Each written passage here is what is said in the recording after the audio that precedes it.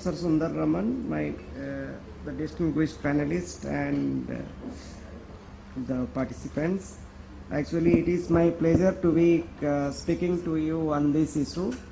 Uh, uh, Actually, when Dr. Sundar Raman spoke to me regarding this session, I was really quite excited that this is one of the forums I can use to share some of the thoughts of the ministry regarding adoption of ICT in the health sector.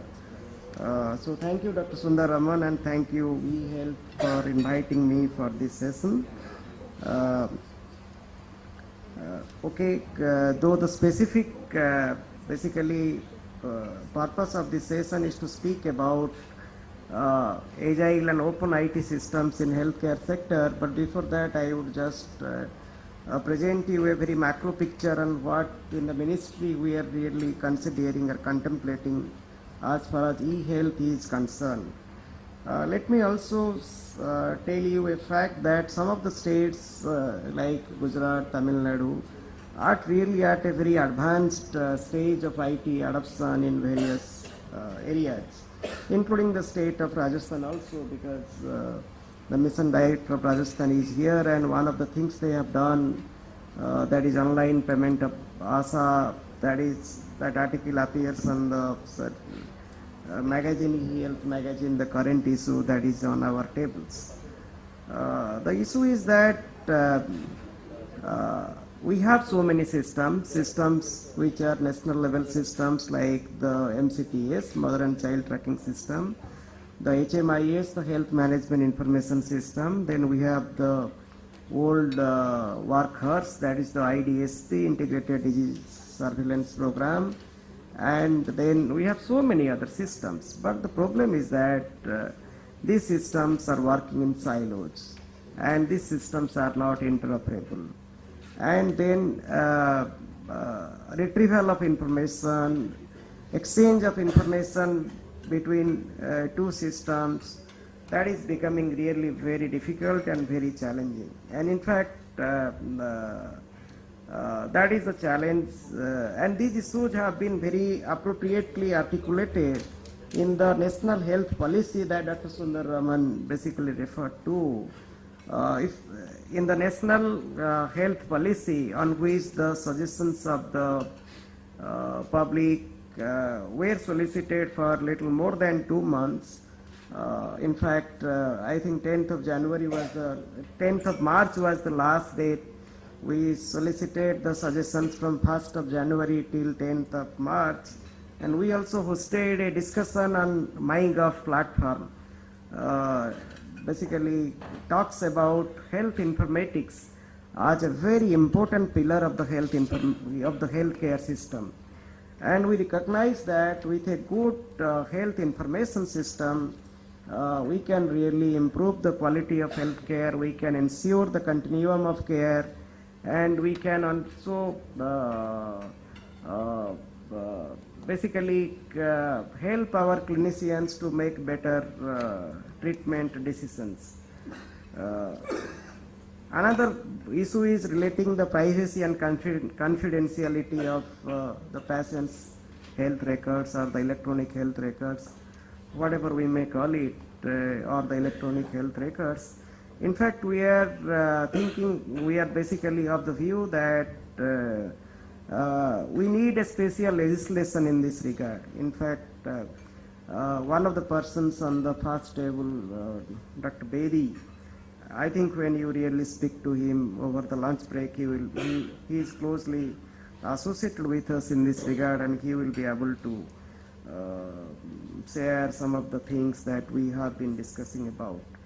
And the National Knowledge Commission, way back in 2007 or 8, spoke about establishment of a National Health Information Authority. And the election manifesto of the BJP also spoke about a National E-Health Authority. The E-Health Authority is basically to promote standardization and also to ensure that the electronic record is actually made available at the point of care, and then hospitals share their electronic health records, because a patient has to visit many hospitals, be it public or private, for seeking care at different points of time.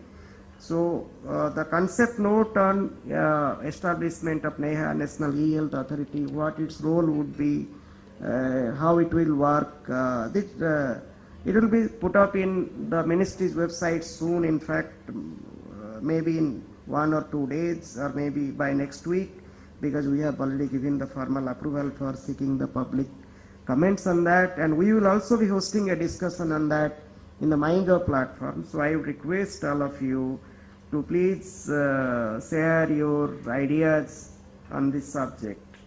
And what we are basically envisaging is basically an integrated health information system. To start with, it will be a public and maybe private sector. You see, Indian healthcare system is essentially a private healthcare system. I am aware of that. So we know we cannot really progress towards an integrated healthcare system unless we really involve the private sector. But then we will start with the public healthcare system, and we will work with the private sector regarding how to bring them along. And it will basically have 5 focus areas. One is basically the health information system, that is the electronic health record, and then the supply chain management to improve the efficiency in procurement and delivery of pharmaceuticals, medical devices, and then government resources planning to ensure that our resources are better utilized, human resources as well as the financial resources. And then basically we will have the public health system which integrates everything. And then we are not working in isolation. The national policy is that while we are thinking of these software interventions, there is a huge complementary funding coming from other ministries. You might have heard about the National Optical Fiber Network that will go to every Gram Panchayat. Then riding on that will be the Government Users Network, and also the National Information Infrastructure, the ANII. And then we are really moving away from a client-server model to a basically cloud by default.